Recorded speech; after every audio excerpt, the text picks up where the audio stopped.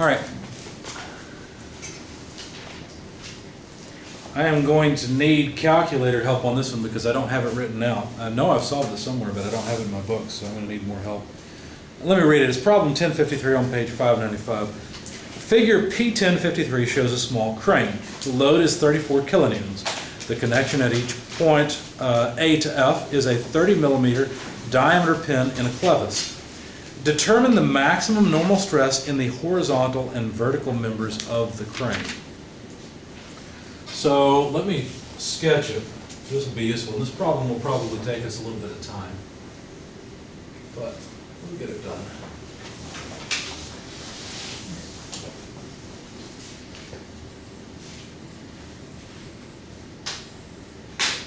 So we've got a pin joint there essentially.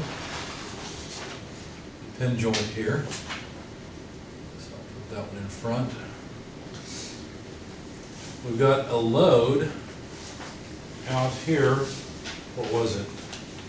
34 kilonewtons.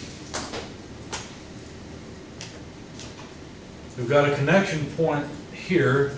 This one's D, this one's E, this one's C, this one is F, and there's also a connection point up here, A. There's a wire between A and E, and a wire that goes down to ground at another pin labeled B. Now, section AA shows the cross section of both of the members. And section AA looks like this. It's 100, what are we in, metric, so millimeters? So this is 100 millimeters by 25 millimeters. Okay. It can't be centimeters. So it's a small crane, yeah. And a 30 millimeter pin would make sense with this. Or 33, whatever it was. Yeah, all dimensions in millimeters. There we go. I missed it. The distance here is 375 millimeters. The distance from here all the way back, really, I think they took it to the center line, yeah. That distance is 1,800 millimeters. And then the height from the pin up, it's going to get messy quick. That distance is 1,650 millimeters. And the distance between C and B is 900 millimeters. A and F have a distance of 600 millimeters. I think that's everything. So basically all they want to know is the maximum normal stress in the horizontal and vertical members of the crane. Now when they say maximum normal stress, what are they talking about? Might there be some shear? There might be some shear. If there's shear and there's normal stress, do we just take the normal stress and that's it? No, remember we can plot. If we find a stress element that has normal stress and shear stress, we can plot that as a point on Moore's circle. In fact, we can get 2 points on Moore's circle and define the circle. Then we can find the principal stresses, which would be the maximum normal stresses. When they ask for maximum shear stress, it's usually pretty obvious they're talking about using Moore's circle to combine normal stress and shear stress into a larger shear stress, right, called the maximum shear stress. But when they say maximum normal stress, you may not think to combine it with shear stress. So let's find out if there's any shear and see what we can do. So what we have to do now is use statics to solve for the forces in all of this, right? So that'll be part of the problem. We might even pause the video and take a break at that point, and then do a part 2 where we use the forces in the beams to calculate the stresses. Okay? So this is a decent sized problem. All right, so I'm going to start off by calculating probably the load in these wires. That would be helpful. And once I get the load in the wires, then I can replace the wires with point loads in each of the beams. If I can get the reactions at this pin, for example, F and C, then I can break apart the beams into two separate beams and just analyze them separately with applied loads. Okay. So how do we solve in statics? How do we solve for all these forces that we want? The dreaded free body diagram, right? Every time, free body diagram. So let's start off with a free body diagram, I guess, of the horizontal member. And we may as well solve the vertical member. You know what? We'll do that we'll do that later. We may have to, we can solve the horizontal member first. So the known load is a 34 kilonewton load. We know the direction of the tension. Let me call this T1 to distinguish it from the tension in this line, okay? So T1, and the only other thing is that there are also reactions here. So let me set up a regular coordinate system as we usually would, x, y, and let me just call this f sub x, and we call this one f sub y. These are forces on the body. You have to be really careful when you make a free body diagram and remember that you're talking about forces on the free body. So now, could we solve for these? Well, I think we could. All we really need to do is take moments about F. If we do that, we'll get T1, won't we? Because T1 has a component in this direction that will counteract the moment caused by this 34 kilonewton load. Go ahead. We use the distances given on the diagram, 600 and the 1800, to get the angle at which the moment's in tension.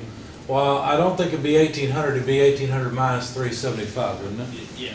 Yeah, so you're right. There's a geometry triangle right here.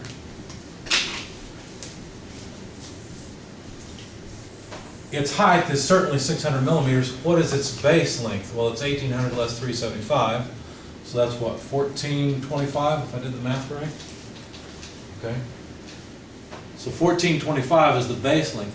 So what you're saying is, well, if we want this component, what we're going to have to do to get it is take T1 and multiply it by, well, let's see, it'd be this height over that length. So that hypotenuse length is going to be root 1425 squared plus 600 squared, okay?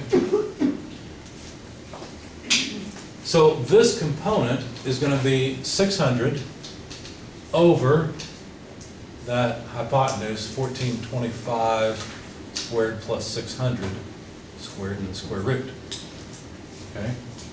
Does that make sense so far? So we're just scaling it. We're using the geometry triangle to scale the force triangle. So now let's sum moments about F. We'll take counterclockwise as positive. We know it has to come up to 0. Here's point F. That's the point we're summing about. So the first moment will be this 34 kilonewton load. Since we don't have symbols for it, I'll just plug in. So 34 kilonewtons multiplied by its moment arm, which is 1800 millimeters. Now this offsets it, so minus T1. Did anybody get a number for any of this mess? Say this, for example. If you didn't, it's a 1546. Thank you. Okay, so that way I can write 600 over 1546. But notice, all I've done so far is scaled this component, so now all I've got is a component of force. I still need to multiply that by the moment arm. So I have to multiply this by 1425 millimeters. So now we can solve for T1, and it'll come out in kilonewtons. Because notice this is dimensionless, right? This 600 over 1546 is a dimensionless thing. What we're doing is scaling and getting a component of the tensile load. So solve for T1 if you would, or plug it into your calculator to solve for it.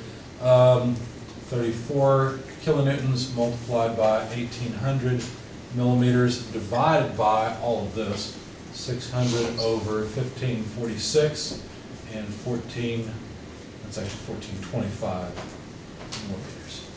So again, the millimeters go away and we'll end up with kilonewtons of force. Would you rather have the angle? Would not like to have the angle. This is fine.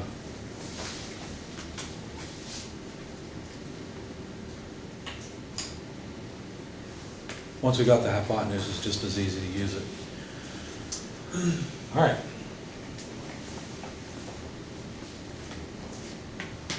I got 110.6. 110.6. That seems pretty high to me. I think it should be lower than that. I think it's going to be closer to 34 kilonewtons. I also got the 110. I did too. Oh, you know what? I'm thinking of the vertical component. All right, so that makes sense because it would be at an angle. You're right. You're right. So 110.6, is that what you said? Okay. Sorry, I wasn't thinking right. So there's the tension in this wire. Now, I don't think, let's see, well, we do need it for one other thing. So really, if we sum forces in the y direction now, we can solve for Fy. We'll get T1, but we won't get all of it, right? So we'll get T1 multiplied by, again, this factor, 600 over 1546, because I just need this component. We calculated that this is the 110.6. But I just want the vertical component of it for the sum of forces in the y direction, minus 34 kilonewtons, because there's still a force acting downward, but plus Fy. All of that has to come out to 0. And of course, you know T1. So Fy then is 34 kilonewtons minus 110.6 kilonewtons times 600 over 1546. So if you plug that into your calculators, that will give us Fy.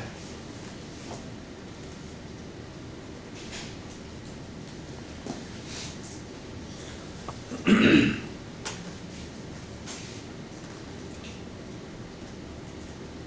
think it's going to come out, it's about a third. I can't tell. I don't know if it's going to come out positive or negative. It's going to be close to 0.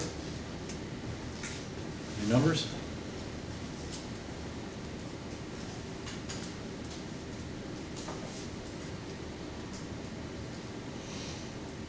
I got 8.95. 8.95. We should probably call that 9 kilonewtons since we rounded this off to 0.6. So let me just do that, 9.0 kilonewtons. Okay, so now we've got Fy. And I'm going to leave this figure up because we're going to need it. What we'll do is we'll erase all of this once we've got all of the loads, because we don't need it anymore, right? All we really need is the area moment of inertia of this, the cross-sectional area, and the loads actually applied to the beams, and then we can solve them as just beam problems. Yeah. I think it might be negative. You think it's negative 9? Yeah. Okay. All right, so let me just do this. Fy equals 9.0 kilonewtons. I'll just point it downward, because that's what that negative sign means. Okay. All right, so the last thing to do is just sum forces in the x direction. Summing forces in the x direction, we get what? Just the horizontal components, so T1 multiplied by 1425 over 1546. That's the horizontal component. Plus Fx equals 0. So Fx equals negative T1 1425 over 1546. Okay, so T1 is, of course, 110.6. And these are going to be kilonewtons, so I'll just put it out there at the end. Obviously, Fx is going to point in the opposite direction. So I'm going to go ahead and change the direction of the force. And just give me the positive number.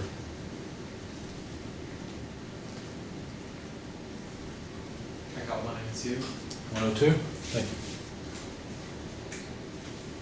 That seems reasonable. It's going to come out close to 110. It's going to be a little bit less, so that seems reasonable. Okay, so there's the free body diagram and solution for the horizontal member. We don't care about anything else, right? It doesn't matter that it's set up this way. These are all of the loads applied to the beam. So now we can solve for whatever we want on that beam. Before we get too far ahead of ourselves, though, why don't we solve for the vertical member? So I'm going to put it over here and try to keep it out of the way, so I've got plenty of space to work. Now, for this member, we already know the tension. This is T1, isn't it? We know that. We know its magnitude. It's 110.6 kilonewtons. Okay. What else do we know? Well, we know something about the forces here. We know that at, let's see, this was A, we know that at F, there are equal and opposite forces here. In other words, there's Fx this way and Fy that way. And we already know their magnitudes. Right? The only thing we don't know is the tension here, T2. And we don't know the reactions at pin C. We'll call that Cy and Cx. Fortunately, we have three equations, three unknowns. We should be able to solve this. All right, so let's see. How shall we begin? I think probably summing moments would be best for getting T2. I think it's probably about the only way to start it. I've got a question. Yeah, sure, go ahead. Wouldn't the tension in the wire be the same all the way through? Yes, it is.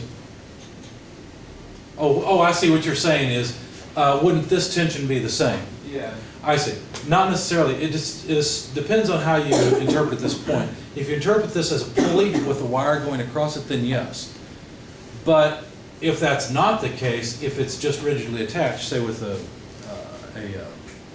ring basically, right, then the tension in this wire would be different. Okay. Now, do we actually have the freedom to change it? I mean, if we were to make this roll around, could the mechanism move? In other words, could you support it with a pulley?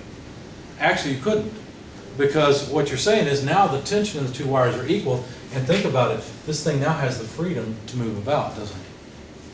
So inherently, I've already assumed that we've got two separate wires. Okay, good question, I hadn't thought of that. Fortunately, I assumed right at the beginning. Okay, so let's sum moments about point C. We'll take counterclockwise as positive again. We get 0, hopefully, otherwise the thing moves. And this is going to be a little bit of a pain because we've got 1, 2, 3 forces that are causing a moment.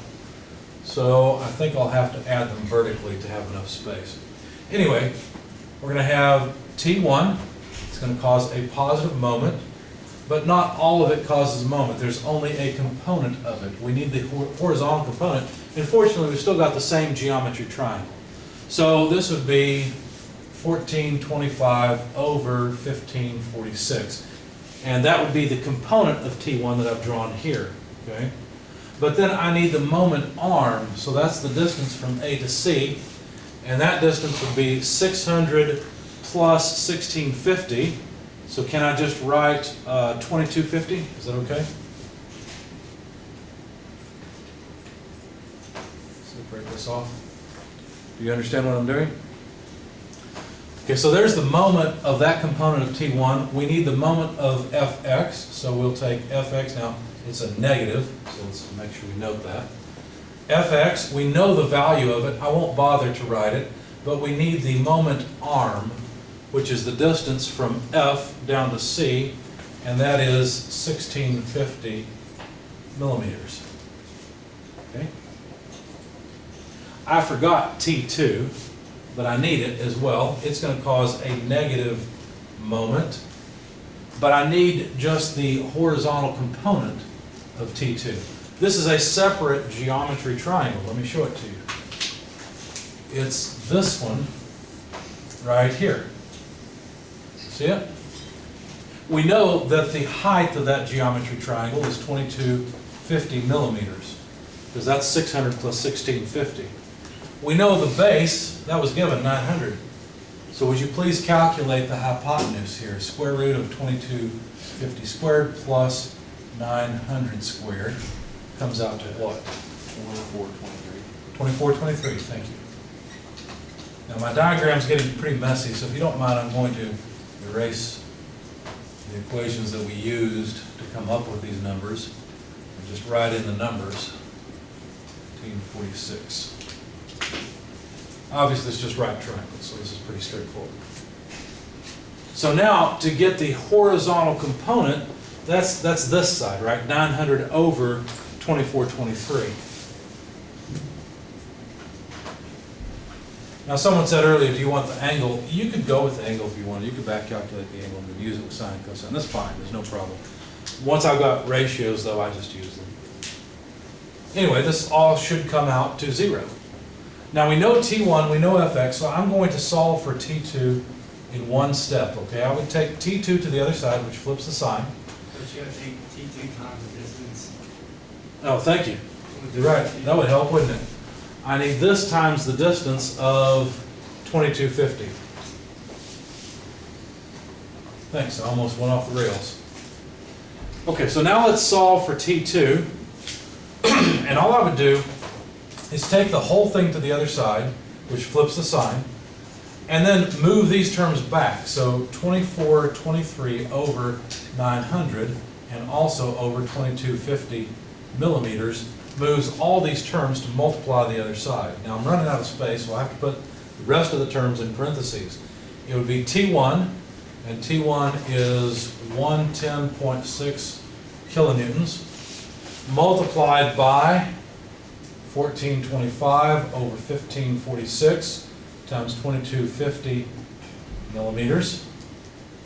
And then this term would be a negative term, Fx, which is 102 kilonewtons, multiplied by 1650 millimeters. Now we have to be careful because really I need all of this together. So what I want you to do is calculate this number first with your calculator, and then multiply by 2423, divide by 900, then divide by 2250. Okay? Once you do that, we will have T2.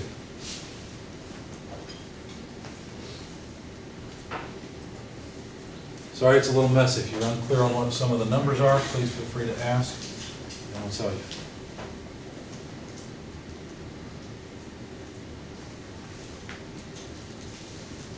So the first half of this problem is just statics, isn't it?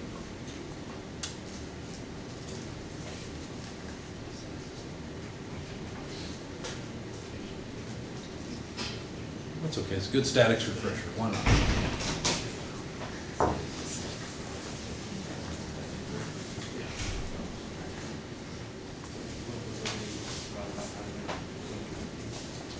Hopefully we can solve this in the next 30 minutes. Hey, Professor, are you, when you go T2 equals 2423, This is a multiplier by all of that. That's why I have parentheses around it. And I should have an extra parenthesis there. Sorry.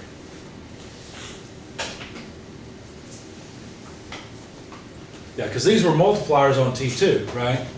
You'd move the whole thing to the other side, and then you need to multiply everything that's left, this, by the inverse of that multiplier.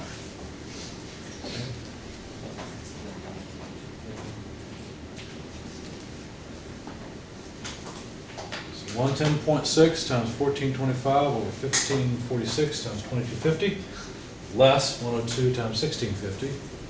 Then, multiplied and divided by those other numbers. It's going to be a boring video to watch.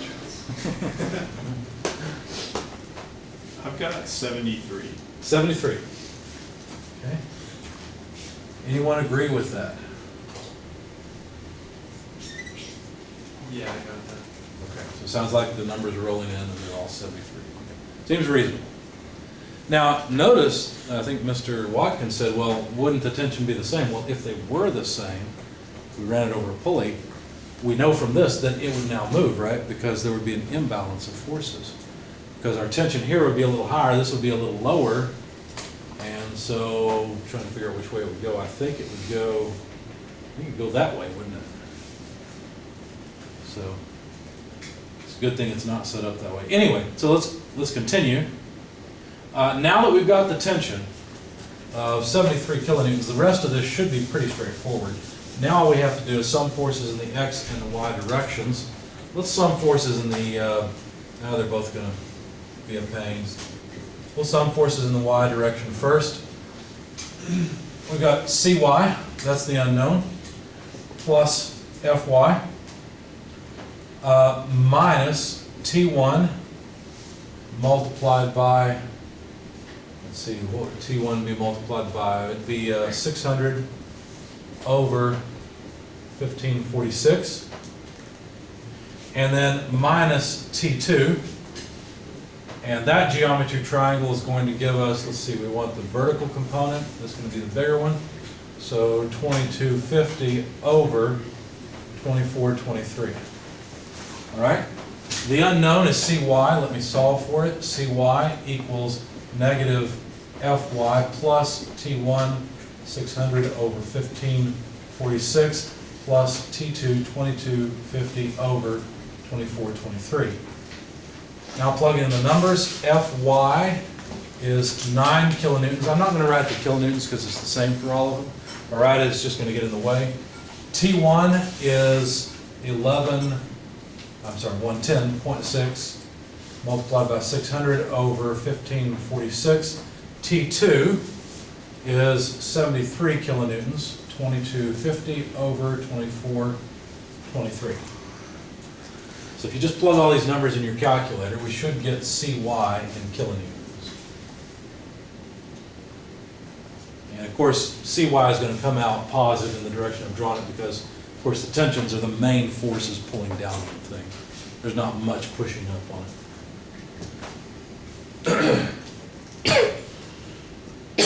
Excuse me.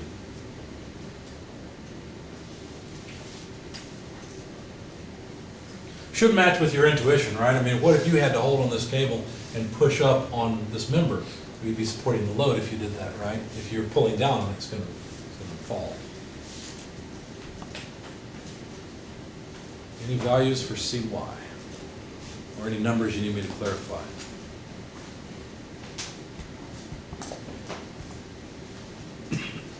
I got about 102. 102? Anyone second that? All right. So CY is 102 kilonewtons. Now let's sum forces in the x direction, and we'll be done with the statics portion.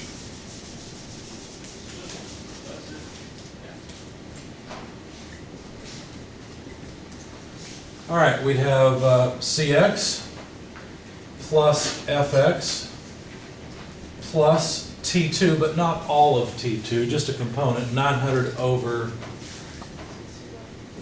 2423. And then minus T1, we just want this component of it, it's the x direction force, multiplied by 1425 over 1546. Okay? That sum needs to come out to 0. So we've got 1, 2, 3, 4 terms. That makes sense. So CX is negative FX minus T2, 900 over 2423 plus T1, 1425 over 1546. Okay. So far, so good. So negative Fx is negative 102 minus T2. T2 is here somewhere, 73. 900 over 2423 plus T1, 110.6 times 1425 over 1546. Again, this will come out in kilonewtons.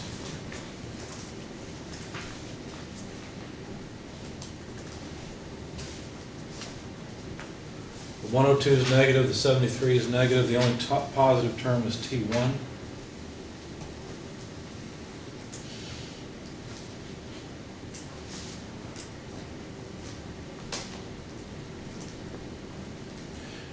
It shouldn't be a surprise that you end up with just the horizontal component of T2 as your answer for CX. Because if you think about it, the only external forces on this whole free body is really at the pins, right? And if there's a horizontal force here, it has to be offset by a horizontal force at B. But the only horizontal force at B is the X component of T2. In fact, we could verify that we've come out with the correct CX and CY by taking the whole thing as a free body, right? But I'll leave that to you. In fact, that may have been the better way to start the problem. If we'd taken the whole thing as a free body, we could calculate T2. Once we calculated T2, we still have to go through this member